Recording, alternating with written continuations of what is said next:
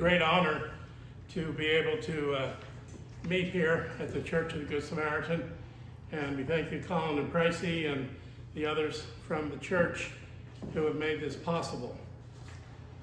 The English Reformation was a rather strange event, largely the result of a confluence of political intrigue, devoted Christian conviction by some, and unusual changes in conduct evidenced in the rather exceptional King of England, Henry VIII. Henry was, if nothing else, a man with a very strong will. When his wife Catherine, daughter of the powerful Spanish monarchs Ferdinand and Isabella, whose names you may remember from your study of Columbus, failed to produce a male heir, he decided to leave her after 24 years of marriage and seek a male child with her handmaiden, Anne Boleyn. However, this posed a serious international moral and political crisis for the Roman Pope, Clement VII, who was the head of the church in England at the time. He needed the military support of Spain to counter France, which threatened to invade Rome, and so he could not grant Henry the annulment he sought by offending Catherine and her parents. Meanwhile, a young scholar from the West Country of England, William Tyndale, was developing a strong dislike for the whole Roman Church and its unwillingness to allow the English to hear the Bible read in their own native language. Ever since 1408, it had been illegal not only to read, but even to possess mere fragments of the Bible in English. The so-called Constitutions of Oxford had been established that year to prevent heresy. Latin was the language of the church, though even many priests could not understand it. The Lollards, who had been followers of the Oxford Don John Wycliffe, spread English translations of Latin scriptures far and wide in the West Country of England. Their itinerant preaching and their holy lives put to shame and angered the established church. So the solution hit upon was to outlaw the Bible in any language that the common people could understand. For 100 years, England was under this dark cloud of prohibition of hearing the Bible in English. The influence of the Lollards and their English scriptures upon Tyndale is still a subject for research by scholars. But we do know that in his formative years, the teachings of the German monk Martin Luther had an impact on young Tyndale. Tyndale resolved to use his own masterful skills in language to attempt to bring to the English common plowboy a version of the English New Testament directly translated from the best available Greek manuscripts. Desiderius Erasmus in 1516 published, for the very first time, an edition of the Greek New Testament, which became the basis both of Luther's German New Testament and of Tyndale's English version. It's been estimated that more than 80% of the words in English Bibles that we read today have been passed down word for word from William Tyndale's second edition of his English New Testament, printed in 1534. Yet the man Tyndale is largely forgotten today, perhaps because he clashed with the Catholic hero Sir Thomas More, or perhaps because his life ended in a tragic martyrdom in the Catholic region of the Brabant in modern-day Belgium, or perhaps due to the singular and sad disinterest in history of many Christians. For this reason, in 1995, to celebrate the quincentenary of the birth of the man, Dr. David Daniel, a Shakespeare scholar, a London professor, and son of a Baptist minister who by that time was firmly settled in the Church of England communion, decided to start a scholarly fellowship intended to remind the world of the importance and work of William Tyndale.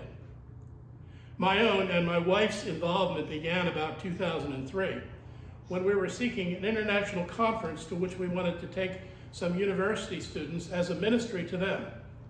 Our hope was to engage them in scholarly study related to the Reformation for both academic and spiritual benefit.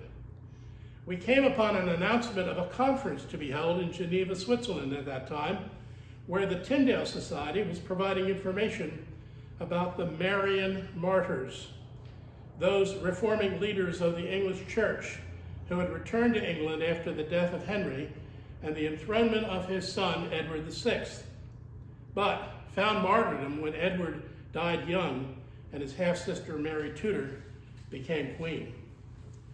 You see, Mary was the daughter of Catherine of Aragon, Henry's first wife, and Mary's claim to the throne depended upon the legitimacy of the marriage of her mother to Henry.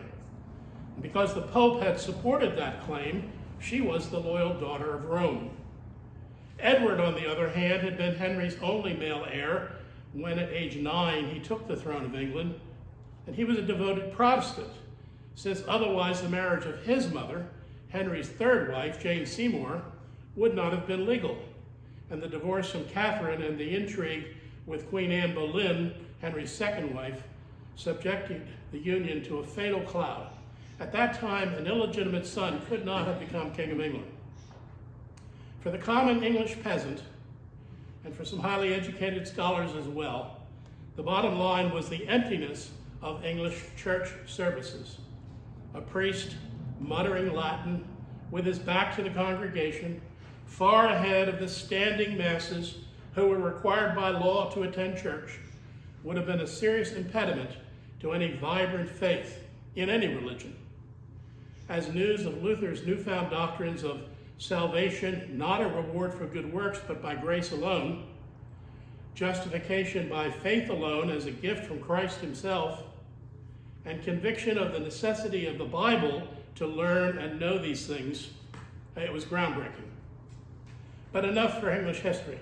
Getting back to the Tyndale Society, over the years my wife and I have participated in and even organized a number of conferences, both here in the United States and across the pond.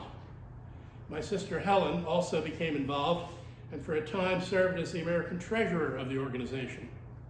When all the world seemed to shut down as a result of COVID-19 pandemic, the Tyndale Society shut down as well. Dr. Daniel passed away, and his successor is a dear friend, Mrs. Mary Clow, who enjoys dual American and English ancestry. And when contacted a few years ago by a Swiss friend of ours, we had met through the Tyndale Society, Gerald Prater, we passed along his question to us, quote, "What is going on with the Tyndale Society?" Close quote. Mary's response was to encourage us to do what we could to help revive it. Enter Dr. Marilyn Button, professor at Lincoln University of Pennsylvania, and an acquaintance through a mutual friend who also was a professor at a Midwest university in Fort Wayne, Indiana. Dr. Button's involvement was suggested by my wife Bonnie, and we gave to Marilyn a copy of Dr. Danielle's 2003 recorded lecture at Tyndale House in Cambridge University, England. By the way, you can purchase copies of that lecture at the book table during lunch. Mary Sproat is manning the book table, or womaning the book table, and she has copies of the CD with that very good lecture, a good survey of the life of Tyndale and the importance of his work for the English language. I urge you to get a copy of it if you have not already gotten one. It really is Marilyn who's become the heroine of Tyndale Society USA, providing at Lincoln one of the forums for what has become our twice annual American conferences, and leading the way in our efforts to educate the world about the importance of the work and life of William Tyndale. Helen's lifelong friend, my sister Helen's lifelong friend, Mary Sproat, has been instrumental in support and attendance at Tyndale Society events. Longtime friends of the Martins, Colin and Pricey Hannah, expressed interest in the Society and have introduced us to the Church of the Good Samaritan here in Paoli. Christopher Krause became involved due to his wife Candace having attended a Tyndale conference that my sister organized in Worcester, England in 2007. In 2008, I had incorporated the Tyndale Society USA as a Pennsylvania corporation at the suggestion of our English colleagues. We now look forward to opportunities in the future to develop a lasting vehicle to further the appreciation and knowledge of the greatest hero, really the spiritual father of the Anglican Communion, and even more importantly, of the English Bible and modern English itself. I tell the story that everyone's heard of the the account of Beowulf, which was written in Old English, but none of us can read it.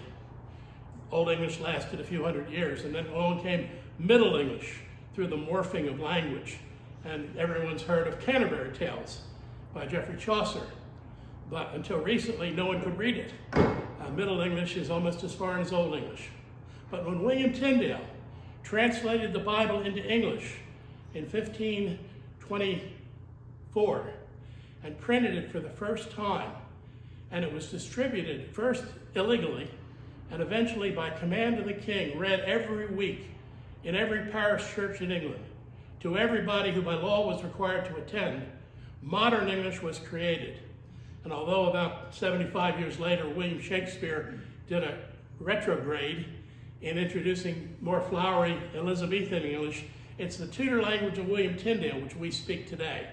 Short guttural languages, Anglo-Saxon words, embellished with some Norman French and with some Latin structure here and there.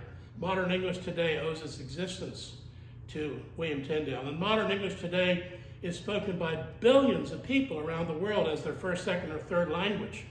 I tell the story that when an airline pilot leaves Tokyo, Japan, to fly to Warsaw, Poland, and talks to the ground to get instructions, they talk in English, regardless of their nationality. That's the importance of English today. In Tyndale's day, English was it was spoken by some people, but not very important. Join us by completing a membership application. And I'm sorry to say I left the applications back in our home, but you can go online at tyndale.org. Note that it's not tyndaleusa.org as it used to be, but it's tyndale.org. And you'll find all the information about how to join the society. Purchase one of the journals, which has recently come into print. Copies are available. If you're a member, you get one for free. And just all you need to do is tell Mary Sprode at the book table that you're a member and she'll give you one for free. They're $5 each. And a wonderful selection of valuable literature about William Tyndale at the book table, which you can look at during the lunch hour. Pay your dues and pray that God's will, quote, will be fulfilled as well in earth as in heaven, as William Tyndale translated the Lord's Prayer into English from Greek for the very first time in history.